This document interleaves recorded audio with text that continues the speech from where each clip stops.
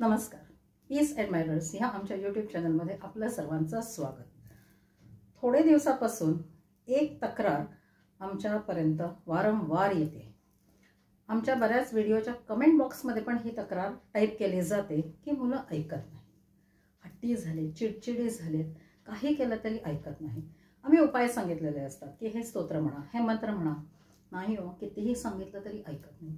अभ्यासाला बस म्हटलं तर ऐकत नाही, आपलं तेच खरं करतात. तर आज बऱ्याच पालकांना ह्या प्रॉब्लेमला सामोरे जावं लागते. तर आज ह्या व्हिडिओमध्ये तुम्हाला तुमच्या ह्या सतावणाऱ्या प्रॉब्लेमचं, ह्या सिरियस प्रॉब्लेमचं सोल्युशन मी तुम्हाला सांगणार आहे. तुम्हाला जर खरंच हा प्रॉब्लेम सतावत असेल आणि जर सिरियस वाटत असेल आणि तुम्हाला हा प्रॉब्लेम जर सॉर्ट आउट करायचा असेल तर व्हिडिओ प्लीज शेवटपर्यंत पहा. कारण अर्धवट ज्ञान हे नेहमी डेंजरस ज्ञान असतं. तर व्हिडिओ प्लीज शेवटपर्यंत पहा.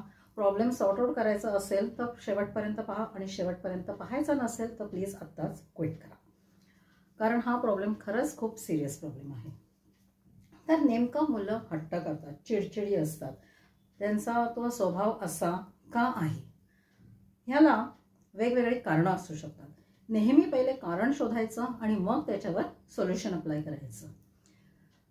आम्ही ॲस्ट्रोलॉजीवरती बिलीव्ह करतो, प्रॅक्टिकली बिलीव्ह करतो. समजून घ्या, प्रॅक्टिकली. तर बऱ्याचदा मुलाच्या किंवा मुलीच्या कुंडलीमध्ये एखादा तापट ग्रह जर स्ट्रॉंग असेल, आपण म्हणूया तो जर एक रुलिंग प्लॅनेटसारखा जर असेल तर त्या व्यक्तीचा स्वभाव थोडा तापट, चिडचिडा असतो. तर आधी हे मूळ कारण तुम्ही शोधा. त्याला सोल्युशन पण आहेत. तर हे कारण कोणाकडनं शोधायचं? एक एक्सपर्ट ॲस्ट्रोलॉजर जे तुम्हाला गाईड करतील, मिसगाईड नाही करणार. हवं असल्यास एक ॲस्ट्रोलॉजरचा नंबर मी कमेंट बॉक्समध्ये शेअर करेन, तुम्ही कॉन्टॅक्ट करू शकता. नॉट नेसेसरी की तुम्ही त्याच ॲस्ट्रोलॉजरना कॉन्टॅक्ट करायला पाहिजे. तुमच्या आसपास, तुमच्या खात्रीचे, तुमच्या विश्वासातले कोणीही तज्ज्ञ असतील त्यांना तुम्ही कॉन्टॅक्ट करू शकता. पण एक्झॅक्ट कारण तुम्ही समजून घ्या. जर असं असेल ना तर ते एक्सपर्ट ॲस्ट्रोलॉजर ह्यावर तुम्हाला नक्की उपाय सांगतील. त्यावर तुम्हाला एक्झॅक्टली काहीतरी स्तोत्र, मंत्र म्हणजे जे काही रिझन असेल त्यावर तुम्हाला ते उपाय सांगतील. एखाद्या वेळेला काय होतं, हा जो नेचर असतो किंवा हा जो काळ असतो तो टेम्पररी असू शकतो. टेम्पररी म्हणजे मे बी नॉट नेसेसरी 1-2 दिवसाचा, मे बी 2 महिने, 6 महिन्यापर्यंत हा काळ असू शकतो. कारण प्लॅनेट्स फिक्स नसतात, ते फिरत असतात. तर त्याचाही परिणाम आपल्या लाईफवर होत असतो. तर अशा ह्याचा परिणाम म्हणून पण थोडा काळ असा जाऊ शकतो. हे झालं ॲस्ट्रोलॉजिकल कारण. आजकालचं प्रॅक्टिकल कारण म्हणजे कुठेतरी आपणच त्यांच्या ह्या स्वभावाला जबाबदार असतो. आजकाल मुलांचे लाड करणं, पॅम्परिंग करणं, अगदी लहान असताना अगदी छान स्माईलने आपल्याकडे काहीतरी मागतात. आपल्याला त्यांना नाही म्हणायला होत नाही. आपण त्यांच्या प्रत्येक मागण्या पुरवत जातो. म्हणजे काय, आपण हा विचार करत नाही की ती मागणी योग्य आहे का अयोग्य आहे. आपण लहान आहे, आपलं बाळ आहे, अगदी त्या प्रेमामध्ये आपण वाहत जातो आणि त्यांचे ते हट्ट पुरवत जातो आणि त्यांना ती सवय लागते. आणि ज्यावेळेला आपण त्यांना नकार देतो त्यावेळेला ते रिॲक्ट करतात आणि मग आपल्याला असं लक्षात येतं की ही मुलं हट्ट करतायत, कुठेतरी ह्यांचं वागणं बिघडतंय. तर ही काळजी तुम्ही सुरुवातीपासून घ्या. त्यांची मागणी योग्य का अयोग्य ते स्टडी करा आणि त्याप्रमाणे त्यांच्या मागण्या पूर्ण करा. म्हणजे काय, ही मुलं हट्टी होणार नाहीत.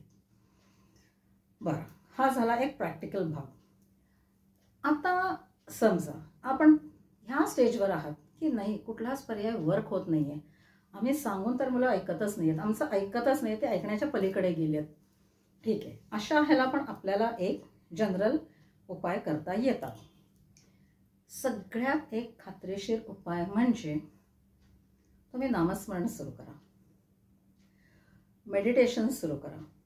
काही गरज नाही आहे मुलांना सांगायची, मी तुझ्यासाठी हे करते, मी तुझ्यासाठी हे सुरू केले, काही नाही. नामस्मरण कुळदेवतेचं करा. कुळदेवता, कुळदेवी जी काही असेल, कारण कुळदेवता, कुळदेवी ही नेहमी आपल्या आईसारखी असते. तर त्यांना शरण जा, त्यांना तुमचा प्रॉब्लेम सांगा आणि हा एक संकल्प करून तुम्ही ते नामस्मरण नित्य नियमाने अगदी त्या परमात्म्यावर विश्वास ठेवून सुरू करा. रिझल्ट कधी मिळेल की नाही, अरे मी 1 महिना झाला नामस्मरण करते, अजूनही माझ्या मुलीच्या स्वभावामध्ये काही फरक नाही आहे, असं करू नका. तुम्ही फक्त तुमचं कर्म करत जा, फळ निश्चित मिळेल. नामस्मरण करा, त्याबरोबर मेडिटेशन करा आणि त्या मेडिटेशनमध्ये एक असं व्हिज्युअलाइज करा, म्हणजे अशी कल्पना करा की तुमचा मुलगा अगदी एक गुणी बाळासारखा वागतोय, जसं तुम्हाला हवंय तसं, तुमचं व्यवस्थित ऐकतोय, अभ्यास करतोय, अगदी शहाण्या बाळासारखा तो मुलगा वागतोय, ही कल्पना करा. आणि असं मेडिटेशन नित्य नियमाने सुरू करा आणि बघा तुम्हाला फरक नक्की जाणवेल. थोड्या दिवसात तुम्हाला फरक, रिझल्ट दिसायलाच पाहिजे. आणि एक म्हणजे जर मुलाचा स्वभाव फार चिडचिडा असेल तर एक असाही उपाय सांगितला जातो की दर शनिवारी जाऊन त्याच्या हातून मारुतीला तेल व्हायचं आणि मारुतीच्या मंदिरात, त्या आवारात थोडा वेळ टाईम स्पेंड करायचा. मारुती स्तोत्र म्हणा, नामस्मरण करा, मारुतीला प्रदक्षिणा घाला, पण हनुमानाला तेल घालायचं. हा उपाय पण तुम्ही सुरू करू शकता. आता तुम्हाला जर अशी शंका असेल की हे सगळेच उपाय करायचे का, असं नाही. तुम्हाला जे योग्य वाटेल, तुम्हाला जे मनाला भावेल, तुम्हाला जी एखादी मेथड तुम्हाला क्लिक होईल की नाही चला आपण आपल्या मुलासाठी हे करूया, ते तुम्ही फॉलो करू शकता. शेवटी काय पाहिजे, तुम्हाला तुमच्या मुलाचं चांगलं झालेलं पाहिजे.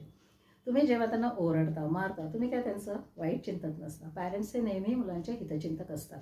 तर अल्टिमेट रिझल्ट तुम्हाला काय पाहिजे, आपल्या मुलाचं चांगलं व्हावं, आपला मुलगी एक शहाण्या बाळासारखी व्हावी, त्यांचं प्रोग्रेस व्हावं. तर हे चिडचिडेपण, हे हट्टीपण, हे मार्गातले अडथळे असतात, तर ते आपणच दूर करायचे असतात. तर मला वाटतं मला नेमकं काय सांगायचं आहे, प्रॉब्लेमचे रिझन आणि त्याचे सोल्युशन तुम्हाला समजले असतील. तर ह्या व्यतिरिक्तही जर तुमचे काही प्रॉब्लेम्स असतील तर ॲज युजल तुम्ही कमेंट बॉक्समध्ये टाईप करू शकता. तुमचे कमेंट्स आम्हाला खूप मोटिवेट करतात, आम्हाला नवीन व्हिडिओ करण्यासाठी प्रेरणा देत असतात.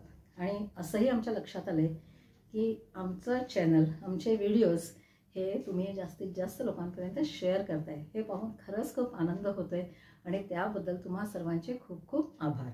तर असे छान छान व्हिडिओचे अपडेट्स मिळण्यासाठी आमचे हे जे चॅनल आहे पीस ॲडमायरर्स, ते सबस्क्राईब करा, जेणेकरून तुमच्या लाईफमधले असे एक एक प्रॉब्लेम दूर करण्यासाठी आम्ही तुम्हाला हेल्प करू शकू.